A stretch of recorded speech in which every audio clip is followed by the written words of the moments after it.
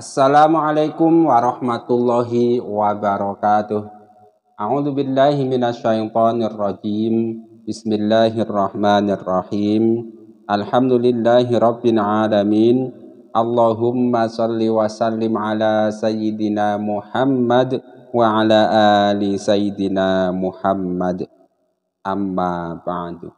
Kaum muslimin rahimakumullah, marilah kita sama-sama melanjutkan belajar membaca kitab Hikam karangan Imam Ibnu Athaillah As-Sakandari. Kali ini kita sampai pada hikmah nomor 116. Pada hikmah nomor 116 ini Imam Ibnu Athaillah As-Sakandari menuliskan man dhanna infika kalubbihi ngan qadarihi padhalika likusuri nadhrihi. Barang siapa yang mengira terlepasnya sifat kasih sayang Allah dari ketetapannya, maka yang demikian itu karena kedangkalan pengertiannya. Man dhanna infika kalubbihi ngan qadarihi padhalika likusuri nadhrihi. Lutfun itu lembut. Maksudnya begini, kita sudah sama-sama paham Allah itu zat yang bersifat Ar-Rahman, Maha Pengasih, Ar-Rahim, Maha Penyayang, Al-Latif, yang Maha Lembut.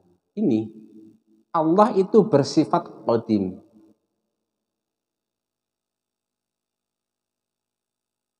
Karena Qadim, sifat Allah ini akan tetap terus ada.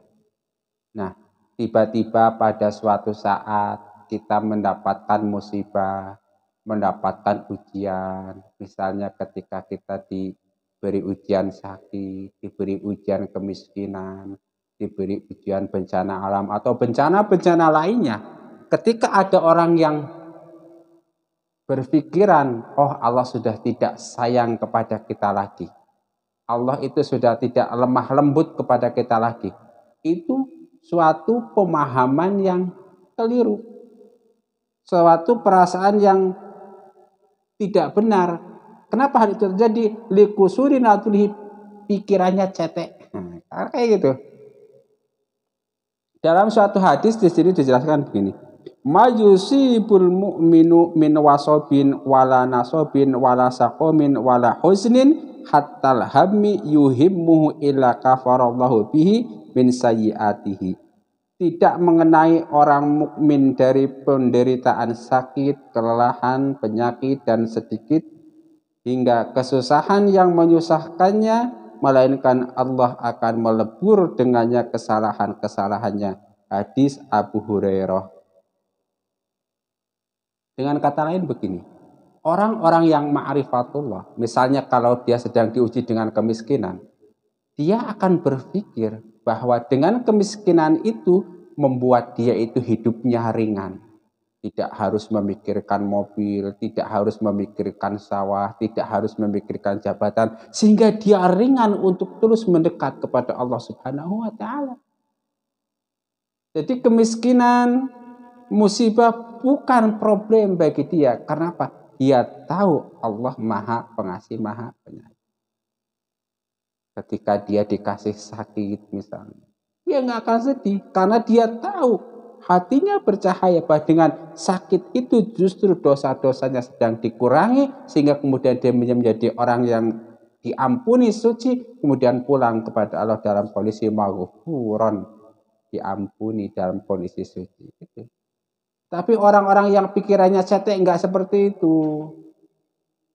Ketika dia diuji dengan sakit hanya bisa mengeluh. Ketika dia diuji dengan berbagai macam cobaan dia hanya bisa mengeluh. Tidak pernah tahu bahwa banyak sekali hikmah di balik cobaan-cobaan tersebut.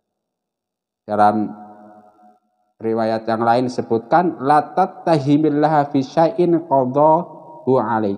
Janganlah kamu berprasangka buruk kepada Allah di dalam sesuatu yang Dia telah menetapkan kepadamu.